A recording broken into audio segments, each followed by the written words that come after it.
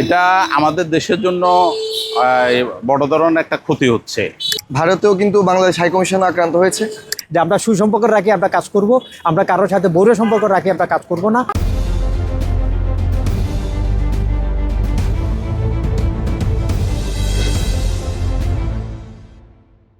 ঢাকার পর এবার অনির্দিষ্টকালের জন্য বন্ধ হলো চট্টগ্রামের ভারতীয় ডেপুটি হাইকমিশনের ভিসা সেন্টার। আর এতেই বিপাকে পড়ছে অনেক ইউরোপগামী প্রবাসী। কি ভাবছে দেশের মানুষ, তাই জানবো কালের কণ্ঠের নিয়মিত আয়োজন জনতার কণ্ঠে। আজ ফেনী থেকে সঙ্গে আছি আমি এম.এ. আকাশ। আমাদের দেশের বহু মানুষ চিকিৎসা থেকে বঞ্চিত হচ্ছে।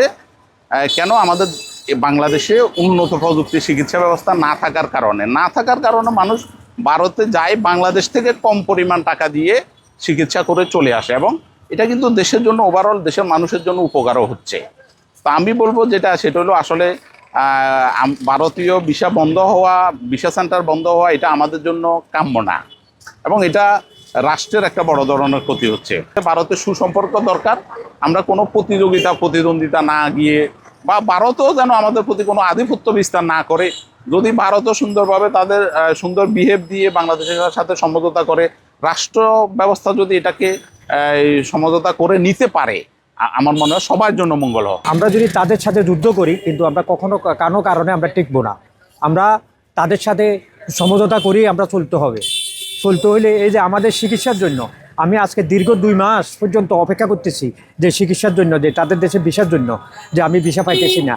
তো এটা দিয়ে আমরা ক্ষতিগ্রস্ত হচ্ছি, কিন্তু তারা ক্ষতিগ্রস্ত হচ্ছে না। তারা ঠিকই লাভবান হচ্ছে, আমরা ক্ষতিগ্রস্ত হচ্ছি। আর দ্বিতীয় কথা, আমাদের রাষ্ট্র ছোট, ওইখান থেকে আমাদের ইউরোপের লোকগুলা যায়, কিন্তু এখান থেকে আমাদের যাইতে পারে না, কিন্তু ওইখানে ইন্ডিয়া থেকে যাইতে হয়। তাই ইন্ডিয়া থেকে যাইতে হলে ওই বিষয়গুলো দরকার আছে। তাই আমাদের বিষয়গুলো দরকার হলে আমাদের রেমিটেন্স আসলে আমরা দেশ উন্নত হবে। স্বাধীনতার আজকে 53 অথবা 54 বছরে এসেও ভারত কিন্তু বরাবরই বাংলাদেশের উপর চাপানো যে সম্পর্ক, আধিপত্য বিস্তার করার সম্পর্ক, ওটা বজায় রাখার চেষ্টা করে।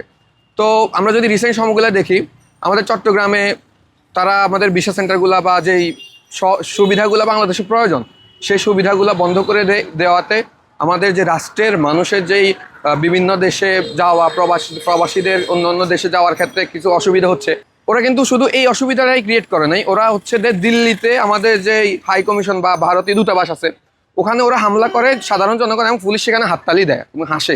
খুনি যারা বাংলাদেশে খুনি হিসাবে আখ্যায়িত, তাদেরকে ভারত আশ্রয় দিচ্ছে, যেটা আসলে অসম্ভব ইস্যু। আমাদের দেশের জন্য এটা খুবই ক্ষতিকর ইস্যু।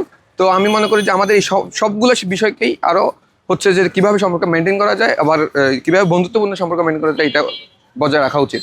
চট্টগ্রামে ভারতীয় হাই কমিশন শুধু বন্ধ হয়েছে এরকম না, আমাদের ভারতেও কিন্তু বাংলাদেশ হাই কমিশন আক্রান্ত হয়েছে, যার ফলশ্রুতিতেই আমাদের বাংলাদেশেও এটার ইম্প্যাক্ট পড়েছে, যার কারণে চট্টগ্রাম হাই কমিশন অনির্দিষ্টকালের জন্য স্থগিত করা হয়েছে। আসলে স্বাভাবিকভাবেই যেহেতু আমাদের দুটি রাষ্ট্রের মধ্যেই দ্বিপাক্ষিক সম্পর্ক রয়েছে, কূটনৈতিক পররাষ্ট্রগত সম্পর্ক রয়েছে, সেজন্য উভয় রাষ্ট্রের হাই কমিশন চালু থাকা উচিত।